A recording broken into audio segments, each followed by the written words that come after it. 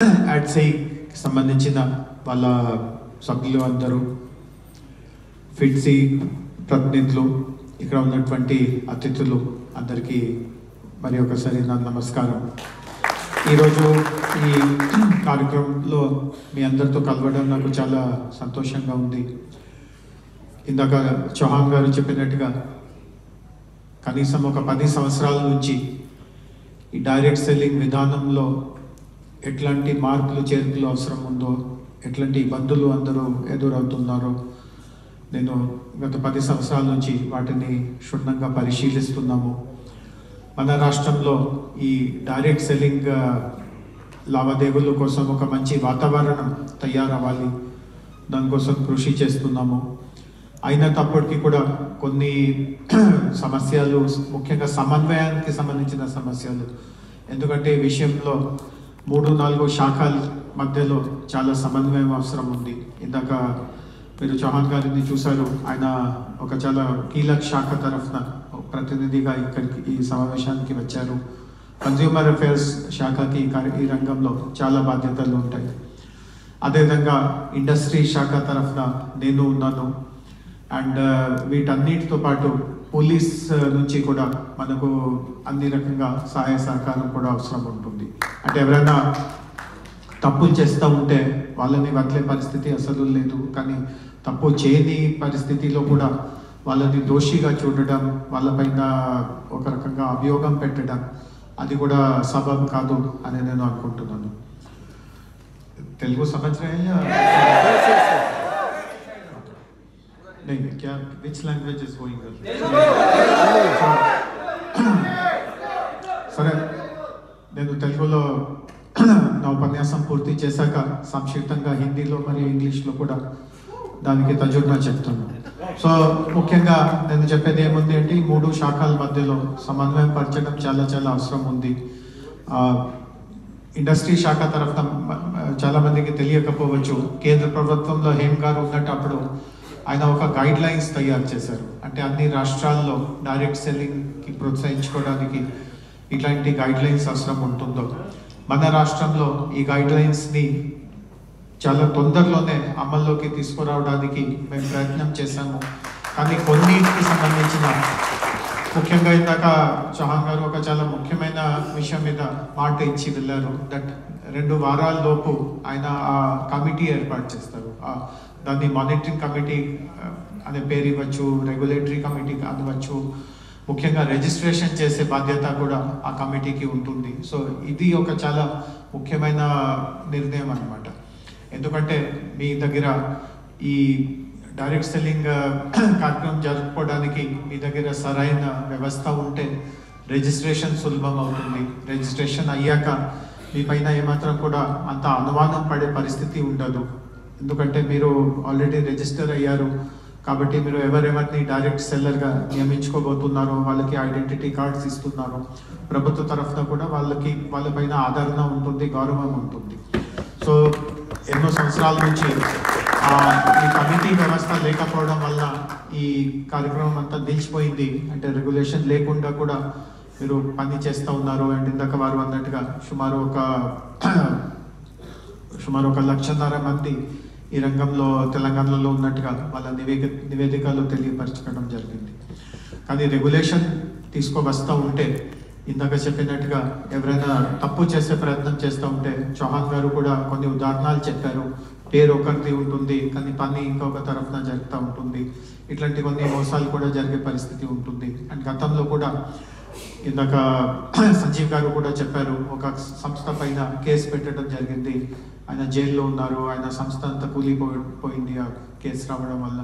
అట్లాంటివి కూడా కొన్ని అవాంఛనీయాలు ఆపుకోవడానికి మనకు ఈ కొత్త విధానం తీసుకురావడం వల్ల అవకాశం ఉంటుంది. బట్ చౌహాన్ గారికి నేను ఒక ముఖ్యమైన సలహాలు కూడా ఇచ్చాను. అంటే ఆయన ఇప్పుడు లేరు, కానీ ఇక్కడ పక్క కూర్చోవడం వల్ల కొన్ని చిన్న విషయాలు మాట్లాడడానికి వీలైంది. వారికి నేను ఇంకొక చాలా ముఖ్యమైన విషయం ఏం చెప్పాను అంటే, మీరు ఏది కమిటీ పెడతా ఉన్నారో అసోసియేషన్ సభ్యులని కూడా దాంట్లో చేర్పండి. అంటే దాన్ని ఒక ప్రభుత్వ సంస్థగా మారవద్దు. వాళ్ళు కూడా దాంట్లో మన ప్రతినిధులుగా ఉంటే, సభ్యుడుగా ఉంటే వాళ్ళపైన కూడా బాధ్యత పెరుగుతుంది.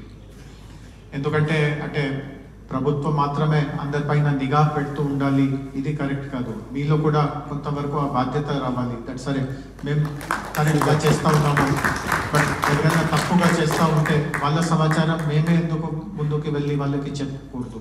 పోలీస్కి కానీ, కన్జ్యూమర్ అఫేర్స్ శాఖ వారికి కానీ, మా ఇండస్ట్రీ శాఖ వారికి కానీ మేమే ఎందుకు ఈ విషయాల్ని బహిరంగ ఎందుకు చేయకూడదు? సో ఎవరో పోలీస్ తరఫున ఎవరో వస్తారో, వాళ్ళ దొంగల్ని పట్టేస్తారో, అంతవరకు నేను ఏం చేయము, చూస్తూ ఉంటాను, నిద్రపోతూ ఉంటాను, ఇట్లాంటి ఆలోచన ఉంటే చివరిలో మొత్తం ఈ డైరెక్ట్ సెల్లింగ్ సమాజం పైనే ఇట్లాంటి దుష్ప్రభావం వస్తుంది. సో మీలో కూడా చొరవ ఉండాలి. అండ్ దానికోసం ఈ సంస్థలో, ఈ కమిటీలో నేరుగా మీ ప్రతినిధులు ఉంటే వాళ్ళకి కూడా ఏ రూపంలో పరిస్థితి ఉంది, ఎట్లాంటి సమస్యలు వస్తూ ఉన్నాయి, పరిష్కారం ఎట్లా చేయవచ్చు, అట్లాంటి కూడా కొన్ని సలహాలు, సూచనలు, కొంత బాధ్యతలు తీసుకోవడానికి కూడా వాళ్ళకి విసరబాట్లు అవుతుంది.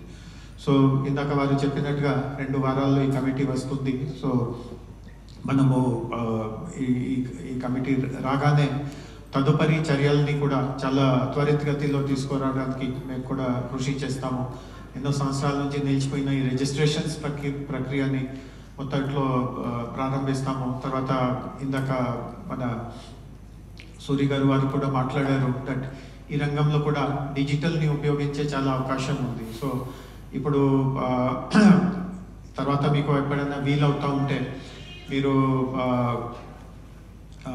నా ఆఫీస్లో ఈ డైరెక్ట్ సెల్లింగ్ వ్యవహారం చూసే సహచరులు వత్సల గారు ఉన్నారు, వారికి కూడా మీరు కొంతసేపు అవకాశం ఇస్తే, ఇప్పుడు మన అందరికీ తెలుసు ఈ డెలివరీ చేసే ఒక కొత్త వ్యవస్థ వచ్చింది, దాన్ని గిగ్ వర్కర్స్ అంటారు.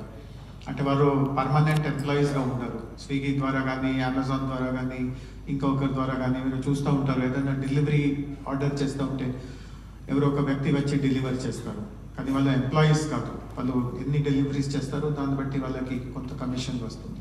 అండ్ వాళ్ళు ఒకరికి సంబంధించిన డెలివరీ చేయాలి, అట్లా కూడా అనివార్యం కాదు. ఆయన దినమంతా ఊబర్ డ్రైవర్గా ఉండవచ్చు, రాత్రి స్విగ్గీ దగ్గర డెలివరీ చేయవచ్చు, ఇంకొక సందర్భంలో ఇంకొకటి చేయవచ్చు. సో అట్లాంటి వాళ్ళని గిగ్ వర్కర్స్ అంటాము. సో గిగ్ వర్కర్స్ సంక్షేమం కోసం కూడా రాష్ట్ర ప్రభుత్వం ఒక కొత్త చట్టం తీసుకువస్తూ ఉంది. సో ఆ చట్టం నిర్మాణంలో వారు కూడా ఒక గ్రూప్లో వారు కూడా ఉన్నారు. సో గిగ్ వర్కర్స్ కోసం ముఖ్యంగా వారి నుంచి తెలుసుకునే విషయం ఏముంది అంటే డిజిటల్ని ఎట్లా ఉపయోగిస్తున్నాము.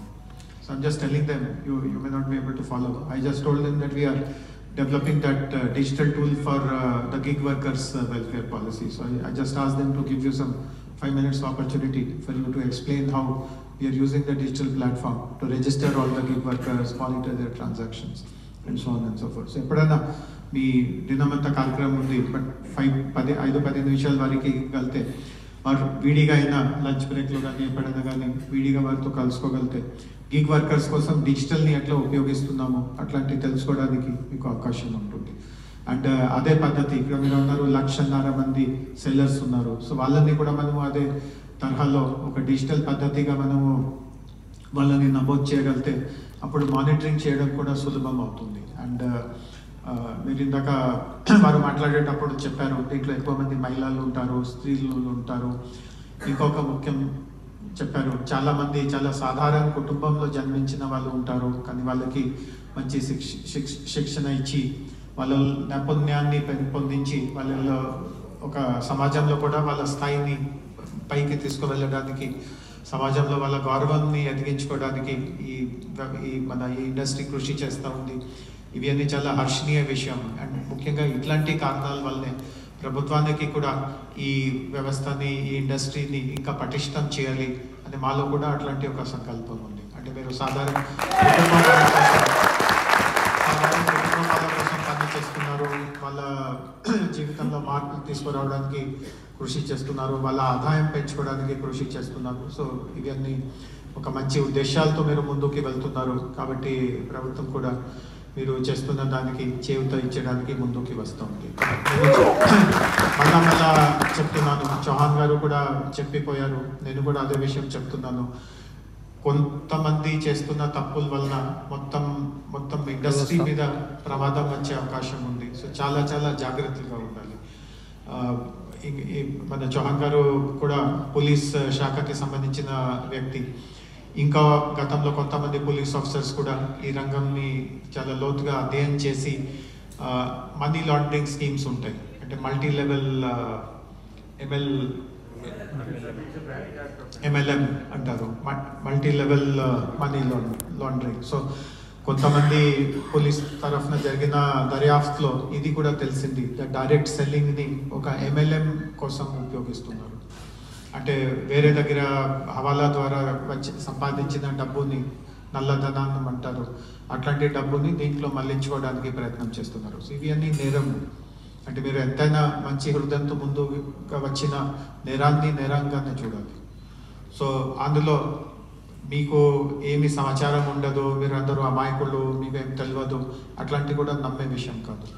సో ప్రభుత్వం దగ్గర నుంచి మీరు సహాయ సహకారం ఆశిస్తూ ఉంటే మీరు కూడా ఇట్లాంటి అవాంఛనీయ జరగకుండా మీరు కూడా ఇట్లాంటి విషయాల్ని బహిరంగ చేయడానికి, అంటే మీ పైన ఏమాత్రం సమస్య ఉండదు, మీరు రహస్యంగా సమాచారం ఇచ్చిన, మీరు ఎవరో ఎక్కడి నుంచి మాకు సమాచారం వచ్చిందో ఇవి అన్నీ గోప్యంగా ఖచ్చితంగా పోలీస్ వాళ్ళు కానీ వేరే శాఖ వాళ్ళు కానీ అది ఖచ్చితంగా ఉంచుకుంటారు. సో ఏమాత్రం భయం లేకుండా ఇట్లాంటి అవాంఛనీయాల్ని మీరు అరికట్టుకోవడానికి మీరు కూడా ముందుకి రావాలి. అండ్ చివరిలో నేను అంటే సంస్థ ప్రతినిధులతో విడిగా కూడా మాట్లాడతాను. और చాలామంది ఆ సంస్థ ప్రతినిధులు బయట వాళ్ళు ఉన్నారు, సో నేను ఇంగ్లీష్లో వాళ్ళకి చెప్తాను. So the last point I want to make is that as I explained, while we'll support the industry, the guidelines which will come in two weeks time, they'll be very progressive. We'll start with the registration process immediately, and once the registration is done, subsequent steps of as per the guidelines, they will all be rolled out immediately.